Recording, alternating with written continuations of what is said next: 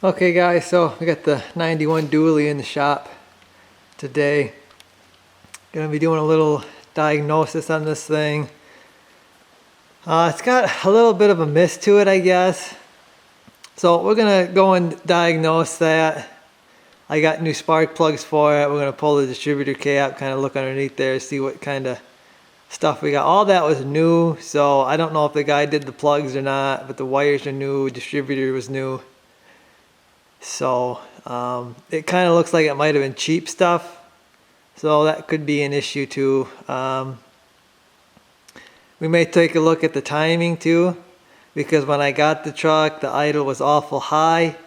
You really can't time the truck with the idle that high, and he put a new distributor in there, and I would think you need to time it when you do that. So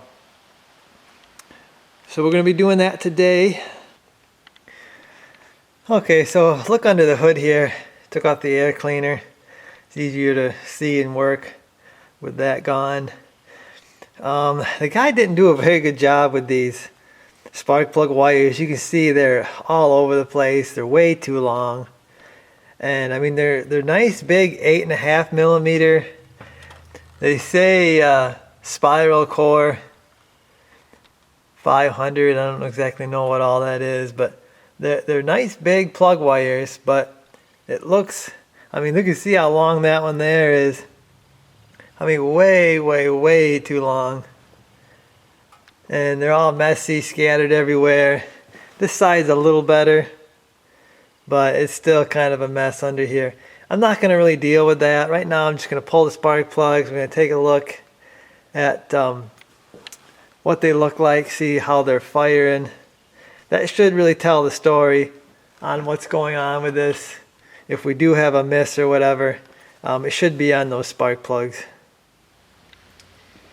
Okay, so as I'm pulling these off, I'm going to start with number one. I'm feeling to make sure that the plug is seated on there really good, to let me know that, you know, I didn't have a loose one on here.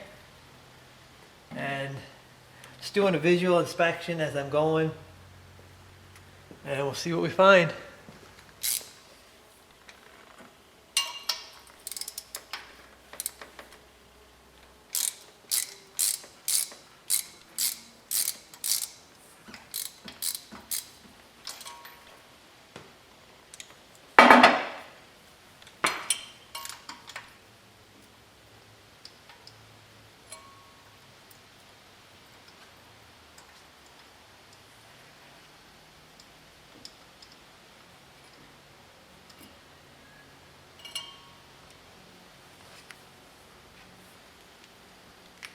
Okay, so we got the first one out here.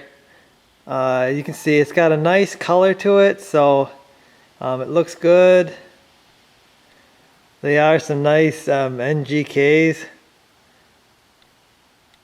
the V-Powers. So someone didn't cheap out with these plugs. It's good to know. We'll go down the line and we'll see what else we find. Okay, so I'm also checking the gap on these spark plugs before I put them in. This one looks good. Also going to put a little bit of anti-seize in the threads, a little bit, before I install them.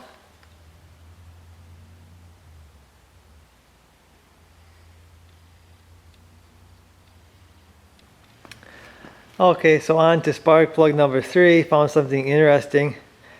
This spark plug was loose. I mean, it wasn't going to fall out, but it definitely was not tight in the hole. Again, color looks fine, I'd say. Maybe a little darker than the first one there. But this definitely was not tight in the hole.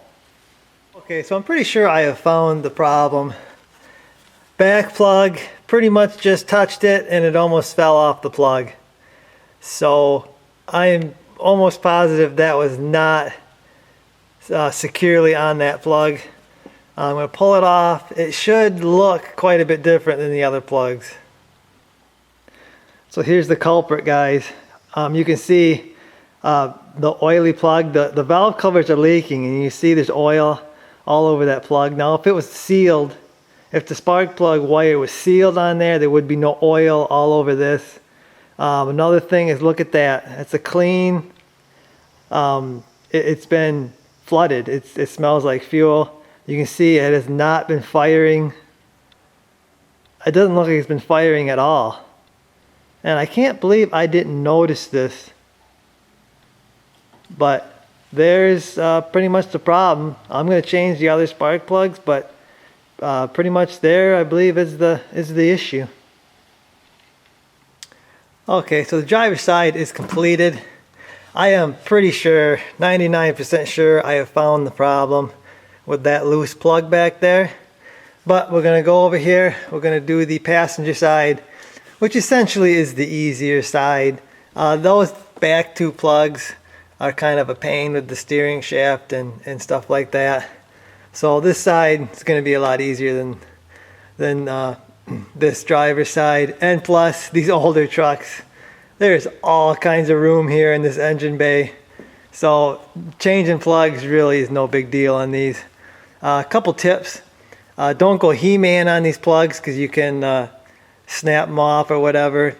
Try to stay straight on the spark plug when you're tightening it down. I think there is torque specs on these plugs. I usually use a 3/8 ratchet just so I don't over crank it. One other tip on installing spark plugs: I always install them with my fingers first. I never start them with a tool.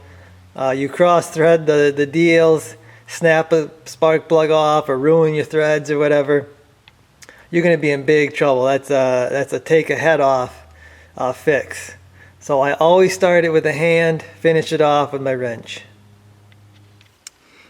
Okay, so here's all the spark plugs, and I would say they look normal for a truck with 190,000 miles, with exception of that one there that was not firing, obviously. So got them all swapped out, everything's checked, all the plug wires are tight. I'm going to take this thing out for a spin. I would think it would be a noticeable difference with that one not firing. And I might, once it's warmed up, come back and check the timing, just because. We'll check it and make sure that's where it needs to be.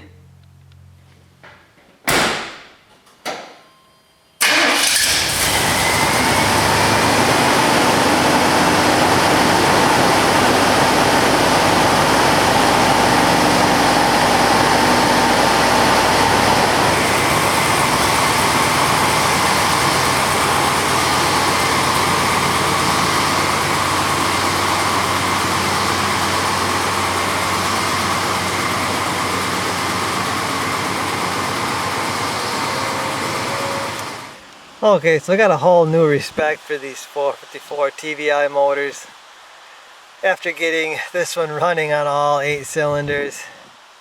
It actually gets up and goes. Like I said, I got a whole new respect for them now. Okay, so a quick run to town. Got some food, washed the truck, and she is running so smooth now. I mean, it's running really smooth. Feels like it's got 50 more horse. So really happy with the truck right now. I mean, it feels great. It was shaking before pretty good. I kind of assumed it was just an old truck shaking, but yeah, apparently she wasn't firing on all cylinders. But while it's warm here, I'm going to check the timing, see where that's at, just to make sure that that's where it should be. Okay, so here's the timing light. This is Dad's. It's really old, but it's pretty simple, guys. You hook this to your battery, positive, negative. hook this to the number 1 cylinder plug wire, and you point it down at the engine. There's an area in the front of the engine that's got marks, and you will be able to see a flash of exactly where the timing is at. I've tried to film this before, my camera just won't pick it up, but yeah, it's pretty simple, guys. And then if you need to adjust your timing, a wrench like this can come in handy to be able to loosen that bolt up that holds the distributor down. But anyway, I don't think I'm going to need to adjust it here. I'm going to get my timing light hooked up and we're going to see what we got. Okay, so before you can start checking your timing, you're going to have to unhook this brown wire right here. This one is actually brown with a black stripe on mine. Normally there's a cover here.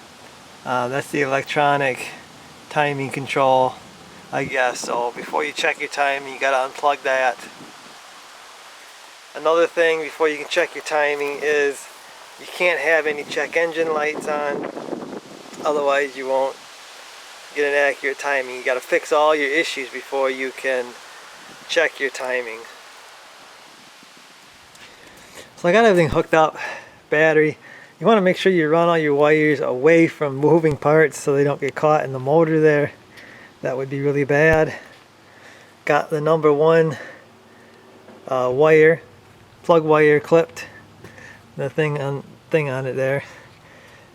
And then right down there is where you're going to point it. And you see there's a timing tab there, and it's got marks. There's before 0 and after 0. And there's gonna be a flash down there, and you're gonna know where you're at. Okay, so according to the air cleaner here, hopefully this is the original air cleaner. It looks like it is. It's got all the stuff. 7.4 liter. It is automatic transmission in park or neutral. We're going to be in park. It's 4 degrees before top dead center is what it's supposed to be. So I'm going to fire this up. We're going to see where we're at.